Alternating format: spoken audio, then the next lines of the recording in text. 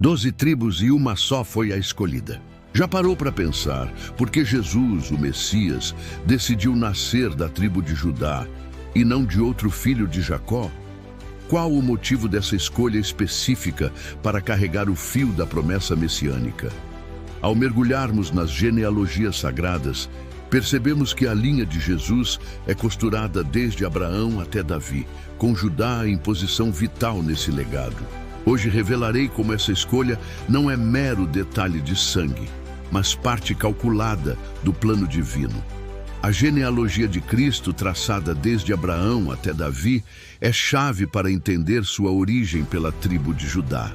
Abraão, o pai da fé, recebeu de Deus a promessa de ser raiz de uma grande nação. Ele gerou 2 filhos marcantes, Ismael, de Agar, e Isaque, de Sara.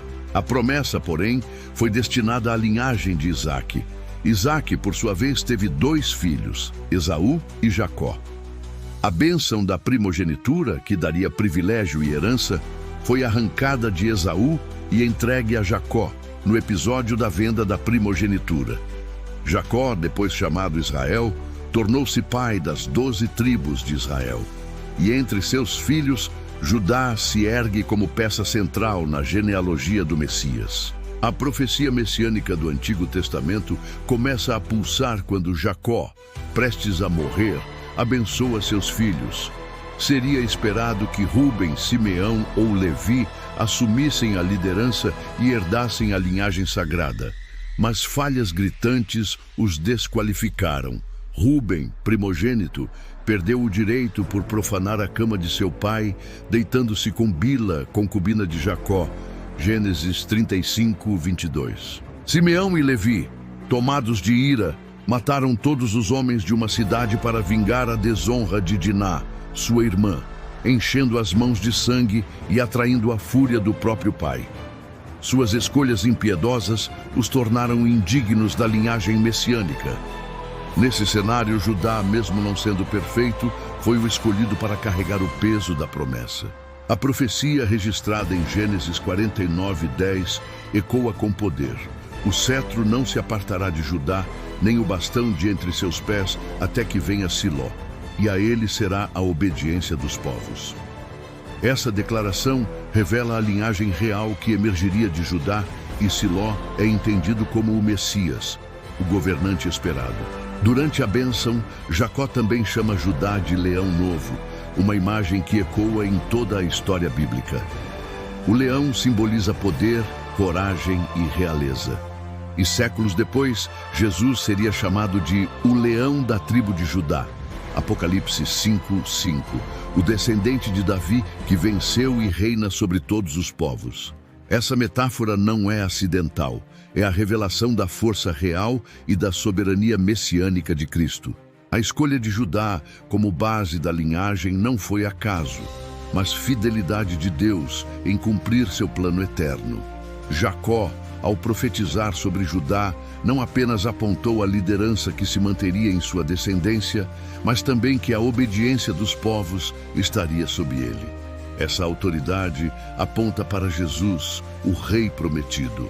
Da tribo de Judá nasceu Davi, o rei segundo o coração de Deus, com quem o Senhor fez uma aliança eterna.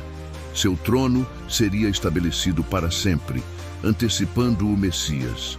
Até o nome Judá carrega peso profético, significa louvor, conectando sua linhagem à adoração e ao reconhecimento da soberania divina. Ao comparar Judá com as outras tribos, percebemos que, embora cada uma tivesse seu papel, Levi com o sacerdócio, José com sua herança em Efraim e Manassés, apenas Judá recebeu a promessa real e messiânica. As bênçãos finais de Jacó destacaram Judá como leão, símbolo de força e realeza, moldando o caminho para a missão messiânica. Cada detalhe, cada decisão, cada falha e escolha dos irmãos de Judá mostrou como tudo estava traçado pelo dedo de Deus. A história de José, por exemplo, com sua ascensão ao Egito, preparou o cenário para que Judá e seus irmãos fossem preservados, reforçando a providência divina. Assim, a escolha de Judá não foi mero acaso. Foi a revelação do plano eterno de Deus, onde Cristo, o leão da tribo de Judá, surgiria para reinar com justiça, poder e glória. A saga de José inicia com a predileção de seu pai, marcada pela entrega de uma túnica multicolorida. Esse presente desperta inveja ardente em seus irmãos, que tramam contra ele, até cogitando assassiná-lo. Porém, a intervenção de Judá, ao sugerir sua venda em vez da morte, muda radicalmente o rumo da narrativa, carregando consequências profundas para a posteridade de sua linhagem e para o plano eterno de Deus. Em Gênesis 37, 26, 27, lemos: Então disse Judá a seus irmãos: Que proveito há em matarmos nosso irmão e ocultarmos o seu sangue? Vinde, vendamo-lo aos ismaelitas, e não toquemos nele, pois é nosso irmão, nossa própria carne. E todos concordaram. Essa decisão não apenas salvou José de uma morte imediata, mas abriu portas para algo muito maior. Vendido como escravo, ele foi levado ao Egito, onde pela providência divina se ergueu a uma posição de autoridade, tornando-se peça-chave na preservação de vidas durante a grande fome. Esse desfecho não apenas resguardou José, mas também preparou o palco para um reencontro redentor com seus irmãos. A atitude de Judá de poupar a vida de José traz um peso teológico intenso. Ao escolher a venda em lugar do sangue, Judá, sem perceber, se tornou parte ativa no plano celestial, preservando a linhagem de Jacó. O reencontro futuro entre José e os irmãos simboliza reconciliação e perdão, ao mesmo tempo em que consolida Judá como elo fundamental na linhagem messiânica. Sua descendência se torna pilar central da promessa, cumprindo a profecia de Jacó de que o cetro não se afastaria de Judá até a chegada de Siló. Outra narrativa decisiva é a história de Tamar, descrita em Gênesis 38. Tamar, nora de Judá, casou-se com seus filhos Er e Onã, ambos mortos precocemente. Pela lei do levirato, ela deveria se unir ao terceiro filho, Selá. Judá, temendo novo infortúnio, hesitou em cumprir a tradição. Percebendo que estava sendo privada de sua herança, Tamar agiu com ousadia. Disfarçada de prostituta, atraiu Judá, que sem reconhecê-la, se deitou com ela. Sem ter moedas consigo, ele lhe deu como penhor seu selo, cordão e cajado. Mais tarde, quando Tamar foi acusada de desonra, trouxe à luz os objetos, revelando que o próprio Judá era o pai. Diante da verdade, ele confessou sua falha, declarando: ela é mais justa do que eu. Tamar deu à luz a gêmeos, Pérez e Zerá. E Pérez se tornaria figura-chave na linhagem que conduziria ao Messias. Essa trama, marcada por astúcia e intervenção divina, mostra que Deus se vale até das circunstâncias mais obscuras para cumprir seu propósito, garantindo que a promessa messiânica avançasse por meio de Judá. E não para por aí. Outro elo brilhante é a história de Ruth, uma estrangeira moabita que, em meio à fome e perda, escolheu permanecer com sua sogra Noemi e adotar o Deus de Israel como seu. Trabalhando nos campos, Ruth atrai o olhar de Boaz, parente de Noemi e providencialmente da linhagem de Judá. Boaz, homem justo e compassivo, protege e favorece Ruth, abrindo caminho para a redenção. Quando Noemi a orienta a reivindicar seu direito segundo a lei do resgate, Boaz assume seu papel, casa-se com Ruth e perpetua a linhagem. Dessa união nasce Obed, avô do rei Davi, de cuja descendência brotaria o Salvador prometido. Boaz, seguindo a lei, assume o lugar de redentor. A união de Boaz e Ruth não é acaso, é a mão de Deus, na linhagem de Judá. Tudo ganha peso, tudo aponta para algo maior. Ruth perdeu o marido. Poderia seguir sozinha, mas não. Ela decide acompanhar Noemi.